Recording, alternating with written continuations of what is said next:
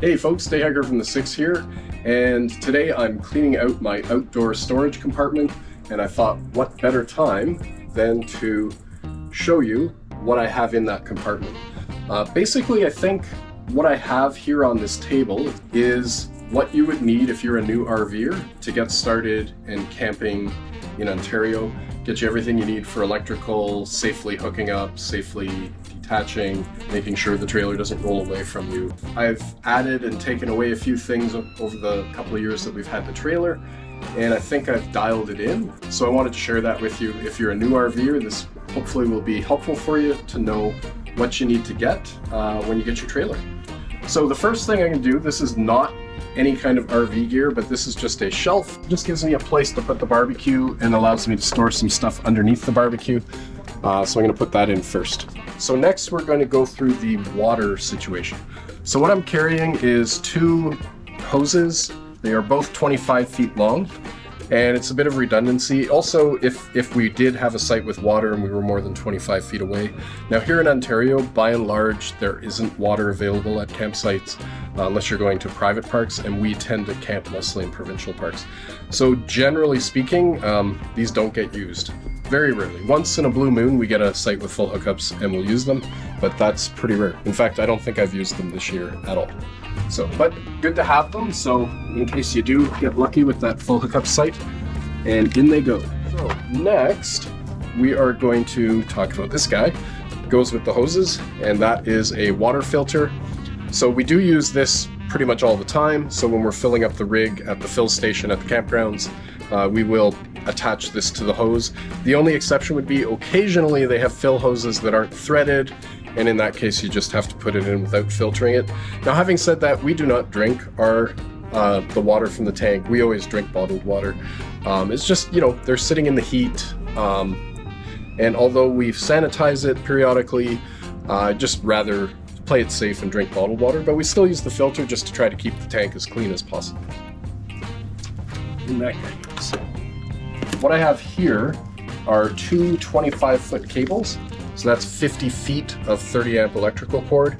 And then to go with those, the trailer also came with a roughly 25-foot cable, which is the one that actually plugs in. So in total, we have 75 feet. Basically, here in Ontario, they will literally put the power, like the plug-in point, anywhere. It could be 75 feet into the bush away from your campsite.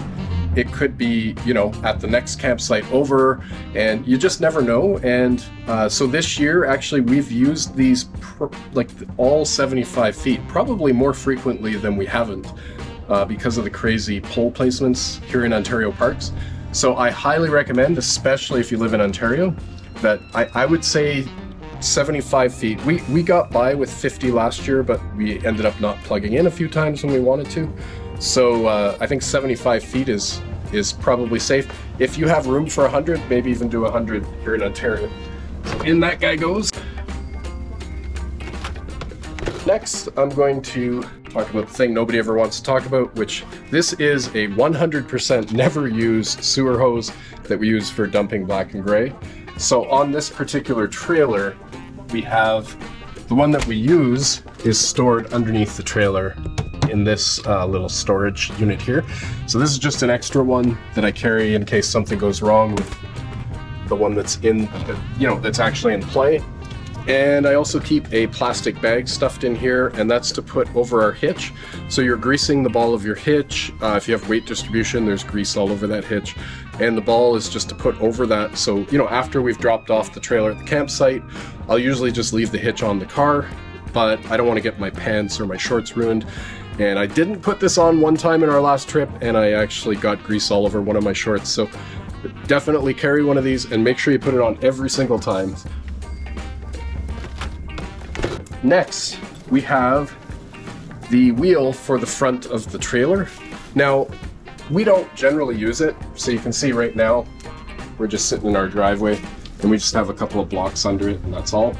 But if we did need to move it around and we weren't able to move it around with the tow vehicle, this thing can be kind of handy. So I can't remember the last time I actually put it on the trailer, but we carry it just in case. So in it goes. this is just a cable for, you know, if when we're locking up our bikes at the campsite, we just need a little bit of extra cable. So, got a little bit of fire starter. I don't recommend this one, by the way, so this is not an endorsement. This one hasn't been particularly great, but anyway, it's handy to have. So just if you need a little bit of help getting that fire going. So this is just wood, and we use this for leveling when, and I'll go through these as well. We use this for leveling when one of these orange blocks is too big. So I think you're getting a full inch from the orange block, and you're getting about a 1/2 inch from this wood. So, you know, if you only need 1/2 inch, then we'll just put the wood under the tire, or if we need 1.5 inches, we'll put the wood on top of one block, etc. They're also handy when you're going to drive onto this block. They have a tendency of kind of flipping like this, and then sometimes they'll even pop out, especially if you have 2 or 3 of them. So if you just put the little piece of wood underneath it, then the tire goes onto the wood and then onto the block, and it doesn't allow it to tip. So definitely good to have some wood. In these go. We've got 2 larger wheel chocks. And so generally, like if we're on a bit of a slope, these big ones will go on the downhill side. And then we have 4 of these chocks, which you know, will go on the uphill side. Or if we're on a flat site, we'll just use 4 of these, and you know, we won't worry about using the big ones at all. This is a very small light trailer, so a small wheel chock is fine, but these ones are great because they fold up. These guys I usually store underneath here, and the bigger ones will go in later after the barbecue, so I'm not going to put them in just yet. And maybe that's a good segue for the barbecue. So this is a hose adapter that allows me to plug in this barbecue to one of the 20-pound tanks here at the front of the RV. And I like to store that underneath here. Now, for me, that's more of a backup. Generally, I just use the green propane cylinders that you can buy, but if I'm out of green propane, I'm not stuck, I can still barbecue. And that will segue us into the barbecue. We did a video on this barbecue, and it's, you know, a phenomenal little barbecue. So you can see it's got an actual real grate, like cast iron grate that you would get on a home style barbecue. Just one burner, but it does a phenomenal job. And if you just let it heat up for a good, you know, 15 minutes, 10 to 15 minutes, so that this this grate gets hot, it actually cooks really evenly across the whole surface. So definitely check out this Napoleon and check out our video on it as well. And I'll just show you, it's, you know, the reason we picked it for our small trailer is it's got these small fold out legs. So when those legs are folded, it takes up virtually no space at all, but it's still a nice tabletop barbecue. All right, and that guy just goes right on top of that shelf. So I carry a tarp. Maybe it's just from my old tent camping days, but it just feels like when you're camping you should have a tarp. I don't think I've ever used this tarp, but it's there if I need it, so in it goes. We've got some grease for the hitch, and that's just, you know, and some shop towels. So generally before I start a big drive, I'm gonna just clean off all the old grease and the sand and the grit, put new grease on the weight distribution bars and on the hitch ball itself. And I actually noticed that makes things just ride a lot smoother, and you hear a lot less squeaks. Actually, virtually no squeaks if you do it well. Shop towels I put up here, and the grease will generally just go right there. I think we're at the point now where we put these guys in, and usually they're just gonna fit in kind of right there, just like that. Bicycle pump, sometimes that's in here, sometimes it's in the actual, we have bicycle pannier bags, so sometimes we keep it in the pannier bags. We've got 4 tent pegs for our screened in tent that we put over the picnic table at campsites. So we keep those out here just for easy access. And then the camp axe, definitely a must-have if you're getting into camping. Obviously you can use it to cut kindling for your firewood. You can also use it to bang in the tent pegs. So very, very useful thing to have, and definitely something you should carry with you. Right, so that's in there. These guys, I just try to keep them right at the front here, and the pump, just put it in there. Because, you know, we have our cooking stuff in here, the barbecue and everything, I'm not going to carry a reusable set of gloves for doing the dumping. So I carry just some of these Grease Monkey gloves. And my hands are not extra large, but if you carry the extra large, they're a heck of a lot easier to get on and off. So I recommend, for this purpose, get as big as you can find, basically, and it'll just make it easier for putting them on and off. You know, the less you have to touch anything to do with that, the better. This is our lock. So this is not a high-end lock, or it's not one that's super secure, but just, you know, a little bit of deterrence for any would-be thieves. And basically that just goes on the coupler of the trailer, and then you lock it onto the coupler, and it hopefully would just get that thief of opportunity to bypass yours and go on to the next one, kind of thing. And that goes right in the back.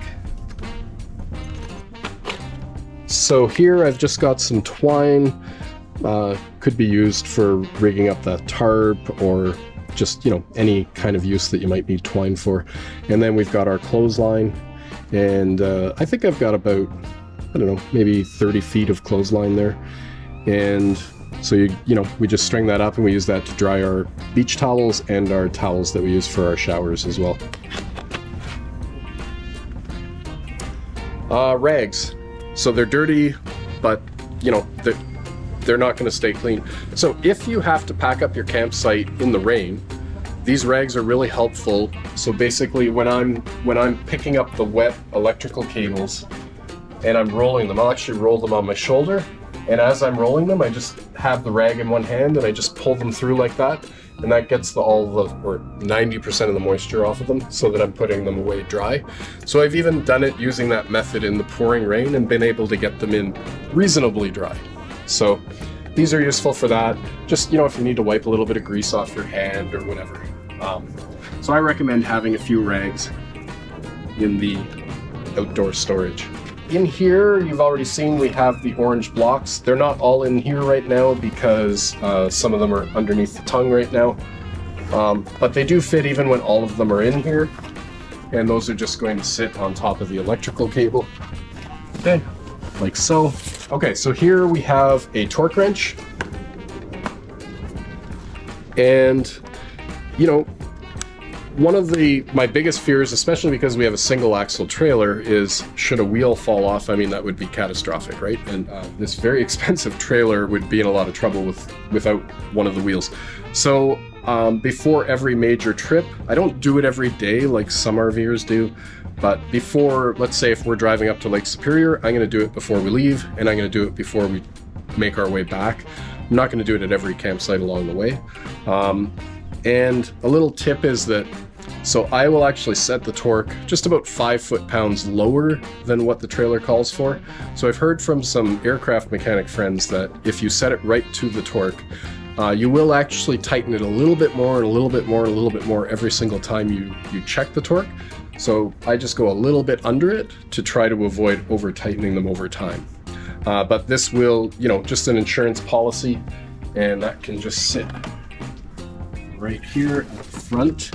Now the sockets and the little extension that I use when I'm tightening them, they're in the glove box of the car. So I don't keep those here, just they're small and I don't want to lose them, and I don't want to have to dig for them. So they go in the glove box. All right, last but not least, we have the little, I don't know what you call this, the spinner or the wrench that came with the trailer for the stabilizers, which are not down right now. And so that obviously has to be in here. And this is the bar for doing up and undoing the weight distribution bars. So it's just a little leverage bar that you use. So obviously these are both must-haves for this trailer. And in they go. So it's the day after we did our video on cleaning out the outdoor storage in our Safari condo. And when I finished that video, I thought, man, it seems a little empty. And I realized that we were missing a couple items. So the first one being this flashlight. This flashlight is awesome because not only is it super bright, so it will literally light up a whole campsite But it also is a nighttime flare if you should have a roadside breakdown or anything like that. So I always love things that have more than one purpose. So that will go in there, although it'll go in last. And we also forgot, so we have an adapter so that you can plug into a regular wall socket, a 120 volt wall socket, 15 amp, 20 amp circuit, so on. So that was missing because it was in the garage, because we had the trailer plugged in the garage. And last but not least, along with the yellow cable, which I did show you, we have a surge protector, and it seems like pretty cheap insurance, just, you know, on the off chance that there is a surge or that you get into a campground with dirty power. This will save the wiring in your rig, and obviously much cheaper to buy one of these than to have to do a repair on the trailer. So I'm going to put these things in just so you can see what it looks like when it's completely full.